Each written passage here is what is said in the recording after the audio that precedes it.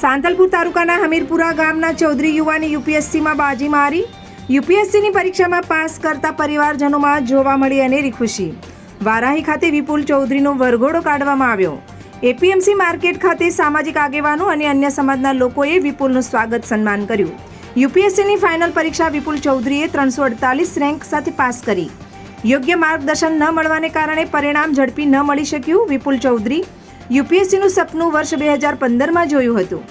ગામના શિક્ષકે આઈએએસની ભૂમિકા અંગેની વાત કરતા આઈએએસ બનવાનું નક્કી કર્યું. આઈએએસની નોકરીથી સારી એવી સમાજ સેવા કરી શકાય છે. કોલેજનો અભ્યાસ પૂર્ણ કર્યા બાદ આઈએએસની તૈયારી શરૂ કરી હતી.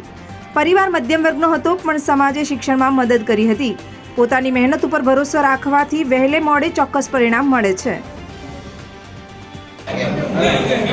શ્રી વિપુલભાઈએ યુપીએસસીની પરીક્ષા જ્યારે 348 રેન્ક સાથે પાસ કરી ત્યારે એક સમાજના નાગરિક તરીકે સમાજને તો ગૌરવ હોય, પણ આજે જ્યારે કોઈ પણ આપણા ગામનો વ્યક્તિ યુપીએસસી પરીક્ષા પાસ કરતો હોય ત્યારે આપણા જિલ્લાનો તો ગૌરવ થાય, આપણા તાલુકાને ગૌરવ થાય, આપણા ગામને ગૌરવ થાય, પણ ગુજરાત લેવલે આવા ઓછા દીકરા હોય છે જે યુપીએસસી પરીક્ષા પાસ કરતા હોય ત્યારે એક મોટા આનંદની વાત છે અને મોટી ક્ષણ છે. સાથે સાથે આ એક પછાત વિસ્તાર છે અને પછાત વિસ્તારનો ખેડૂત પરિવારનો દીકરો જ્યારે યુપીએસસી પરીક્ષા પાસ કરતો હોય ત્યારે બીજા પણ દીકરાઓને આજે પ્રેરણા મળે છે અને એને પણ આજે એવી પ્રેરણાથી એ તરફ જાય છે કે ભાઈ હું પણ યુપીએસસી પાસ કરીશ. ત્યારે એવા દીકરાઓ પણ આજે એ દિશામાં વધુ પ્રયત્નો કરીને આગળ વધશે. નવીનભાઈ કરમણભાઈ પટેલ, મંત્રી અખિલ આંજણા કેળવણી મંડળ રાધનપુર. તો વैसे બહુ મુશ્કેલ રહ્યું છે. જેમ કે આપ સબ જાણો છો કે અમે એવા ઇલાકાથી આવીએ છીએ કે જ્યાં રિસોર્સિસની બહુ કમી છે. અહીંયા રિસોર્સિસની સાથે સાથે ફાઇનાન્શિયલ કન્ડિશનમાં બી થોડોક તંગી આવતી હતી, એટલે લોકો બહુ મોસ્ટલી સંઘર્ષ કરવો જ પડે છે. પરંતુ એક મેઇન વસ્તુ છે કે ગાઈડન્સનો થોડો ઘણો અભાવ હતો, એના કારણે જર્ની થોડીક લાંબી લાગી હતી. તો મારું તો એવું જ કહેવું છે કે જો રાઇટ ગાઈડન્સ રાઇટ ટાઈમ પર મળી હોત તો સફળતા ઝડપી પ્રાપ્ત થઈ હોય, પરંતુ કોઈ નહીં, અંત ભલા તો સબ ભલા. કયામાં રેન્ક પાસ થઈ ગયો છે? મારો રેન્ક આ વખતે યુપીએસસીમાં 348મો રેન્ક આવ્યો છે 2024ની એક્ઝામ.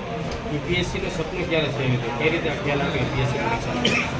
પછી આ સપનું મેં 2015માં અમારી સ્કૂલમાં એક શિક્ષક દ્વારા જ્યારે પ્રેરણા સ્ત્રોત તરીકે આઈએસની ભૂમિકાનો જ્યારે વાત કરી ત્યારે ખ્યાલ આવ્યો કે ના, આઈએસની એક બહુ મોટી પોઝિશન છે. તો અમે એ ટાઈમે થોડુંક અંદર બેક ઓફ ધ માઇન્ડ થોડુંક થઈ ગયું હતું એટ અ સબકોન્શિયસ લેવલ. પરંતુ જે અમારા ગામમાં મોસ્ટલી ગવર્મેન્ટ જોબની તૈયારી લોકો ઘણા કરતા હતા, ત્યારે એવું થયું કે ચલો આઈએસ લેવલની જોબ કઈ હોય છે એ ઉપર થોડુંક જાણ્યું. તો થયું કે ચલો આઈએસ દ્વારા સમાજમાં ઘણું બધું સેવાનો મોકો મળે છે. તો 2017-18માં આ વસ્તુનો ખ્યાલ આવ્યો હતો. 2020-21 કોલેજ પછી મેં તૈયારી સ્ટાર્ટ કરી હતી યુપીએસસીની તૈયારી માટે. પરિવારની સ્થિતિ કેવી હતી આર્થિક? કારણ કે દિલ્હી, ગાંધીનગર, અમદાવાદ સુધી જે સાચી મોસ્ટલી એ છે કે પરિવારની કન્ડિશન એટલી બધી ગરીબી નથી, એટલી બધી ઉત્તીર્ણ બી નથી, લોઅર મિડલ ક્લાસ ટાઈપ કહી શકાય. પરંતુ આ સાથે સાથે સમાજનો બી થોડો ફાળો રહ્યો છે કે જ્યાં બી સ્કોલરશીપની જરૂર પડતી હોય. આ ઉપરાંત ગુજરાત ગવર્મેન્ટ દ્વારા જે એમની સ્કોલરશીપ આપવામાં આવે છે એ થોડુંક બેકબોન તરીકે સાબિત થયું છે, જેના કારણે અફોર્ડ કરી શકીએ દિલ્હી અથવા ગાંધીનગરમાં રહેવાનું. અન્ય પરીક્ષાર્થીઓને શું સંદેશ આપશે? અન્ય પરીક્ષાર્થીઓને એક જ વસ્તુ કહીશ કે જર્ની કોઈક બધાની સેમ નહીં હોતી. કોઈકનું નસીબ હોય છે તો ઘડીક વારમાં મળી જાય છે, કોઈકના નસીબ સારા કામ નથી કરતા તો થોડોક સમય લાગી જાય છે. પણ એ છે કે એક તો પોતાના મહેનત ઉપર અને પોતાના ઉપર આ બંને જાત ઉપર ભરોસો રાખશો તો સફળતા તો આજ નહીં તો કામ મળશે તો કરીશ.